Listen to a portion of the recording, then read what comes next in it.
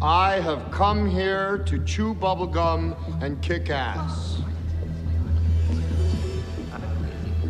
And I'm all out of bubblegum. Quem acompanha o canal viu o que aconteceu no último mês com a queda do canal, depois a desmonetização do canal e depois a desculpa, foi mal, tava doidão, o que acabou impactando diretamente a renda que vai ser a minha renda de dezembro. Então se você puder e obviamente quiser ajudar o canal, acessa www.apoiocoletivo.com/geekvelho. Vai lá, colabora com o canal. Fala pessoal, Leonardo, não sou geek, com mais um vídeo e vamos falar sobre uma não notícia, um não problema e uma não celeuma, que é Pinóquio é lacrador. Tem pouca lacração, mas é bom, não tem lacração nenhuma, ou é lacrador? É a típica não notícia, é o típico clickbait direcionado para um determinado público, só que quando você entra nessa vibe, você entra numa armadilha. Você deixa de lado o pensamento crítico e já assiste tudo com uma concepção. E fica caçando. E quando a gente caça, existindo ou não, a gente acha.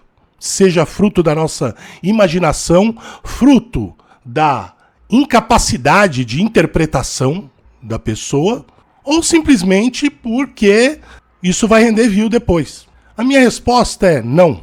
Pinóquio não é lacrador. Pinóquio não é identitário. Pinóquio é um filme sensacional. Tenho que fazer um meia-culpa, porque há 6, 7 meses atrás eu cheguei a achar ou falar que o Del Toro escolheu bem a Itália fascista para fazer o filme. Depois eu me retratei, porque foi uma ideia escudo do Batman. Eu tirei, assim como o Batman tira o escudo dele. Não tinha nem nada que justificasse essa minha opinião, nada. Em nenhum dos filmes anteriores do Del Toro que justificasse essa minha opinião. E eu me retratei, beleza, vida que segue. Fiz o meu meia-culpa e vida que segue. Agora, uma coisa é importante frisar, eu não assisto e não me interesso por canais de YouTube brasileiros. Quando eu assisto vídeos de canais brasileiros, na enorme maioria do tempo, são vídeos que as pessoas me mandam um link e falam, assiste aí, Leonardo. Ou me manda o link no meu WhatsApp. E aí eu vou lá e assisto. Assim, é o mínimo que a gente faz quando alguém se dispõe a querer mostrar o trabalho dela para você. Você vai lá e assiste. E quando eu assisto vídeos de cultura pop do Brasil, são de canais que eu nunca vi na minha vida. Propositalmente. Até para descobrir possíveis pessoas para chamar para participar do Boteco dos Nerdolas e coisas do gênero. Mas canais que eu conheço, ou que são muito conhecidos, não assisto nenhum. Nenhum. Não me interessa a opinião de outros canais. Porque eu tenho as minhas opiniões formadas e não vai mudar. E voltando ao Pinóquio. Pinóquio é um filme sensacional. A utilização da Itália do período fascista tem tudo a ver com a história que foi contada. O Pinóquio, ele mostra relações pai e filho, perda, fanatismo na guerra, isso é muito comum. Qualquer pessoa que tenha aberto um livro de história na vida sabe, e muita gente, eu costumo brincar que muita gente, quando vê aquela foto do senhorzinho no meio de um discurso nazista na Alemanha, em pleno nazismo, todos levantando o braço, né, saudando, né, o Sieg Heil, e só um senhorzinho está de braço cruzado. A 99% das pessoas, a grande maioria das pessoas acha que seria aquele velhinho. Não seria não. A grande maioria ia seguir o fluxo, e mesmo que em pensamento não seguisse, não ia demonstrar assim, porque na real quem tem medo, né? E a chance de você se lascar é muito grande. Então não me importa. E faz muito sentido. Principalmente que ele usou isso não para falar sobre fanatismo.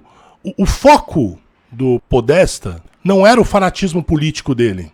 Era que pai de bosta o fanatismo causa nas pessoas. Porque o Gepeto e a relação do Gepeto e Pinóquio ela é turbulenta e ele fala algumas coisas que depois ele se arrepende, mas foram em momentos de raiva, em momentos de tristeza mais do que qualquer outra coisa.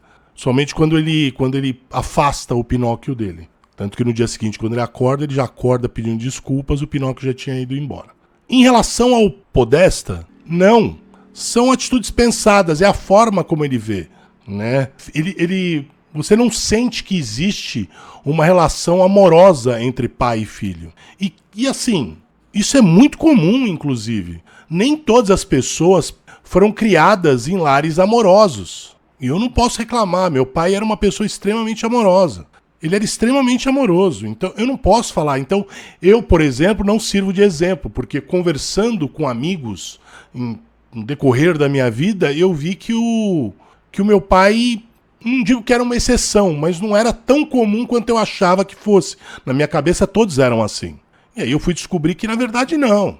E existem muitos pais que agem como o Podesta no filme do Pinóquio. Então ele usou ele para demonstrar relações pai e filho.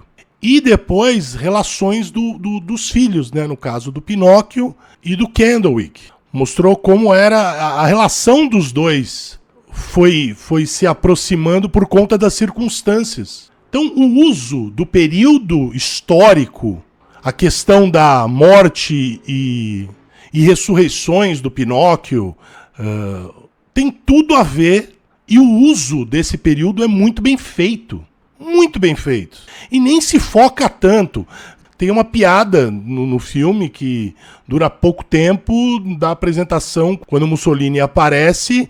Na verdade, é uma piada demonstrando o quanto ele era pequeno como pessoa. E era mesmo.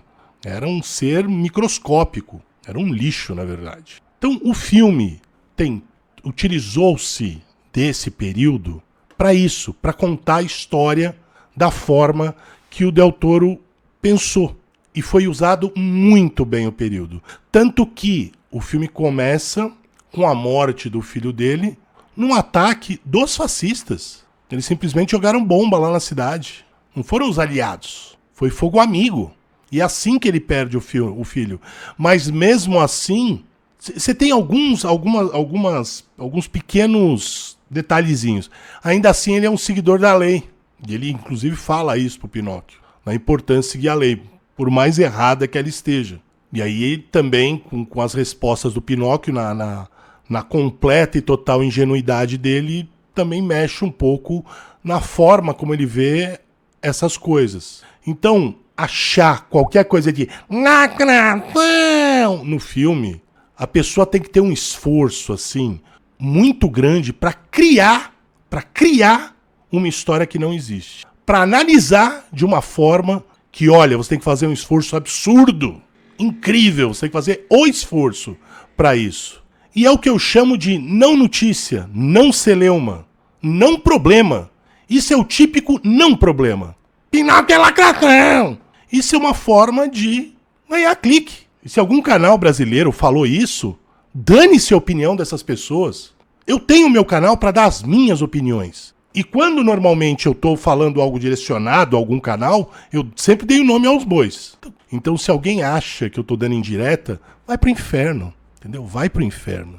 Porque para eu dar indireta, eu preciso saber o que eu tô... Eu preciso ter conhecimento do que foi dito por outra pessoa. E de novo, não me interesso por nenhum canal brasileiro. Não me interessa. Não assisto. E na real, não vou assistir nunca. De novo, eu só assisto novos canais que eu desconheço, porque é bacana. E muitas vezes eu convido essas pessoas para participar do Boteco dos Nerdolas. Só isso. Então é isso aí. Faz o seguinte, deixa um comentáriozinho e até a próxima. Visando fugir do shadow ban aplicado ao Geek Velho, eu peço que todo mundo se inscreva no Não Sou Geek. Futuramente, aquele vai se tornar o canal de lives e potencialmente o canal principal. Então vai lá, se inscreve no Não Sou Geek, ajuda a gente a monetizar ele para que eu possa utilizar como fonte principal.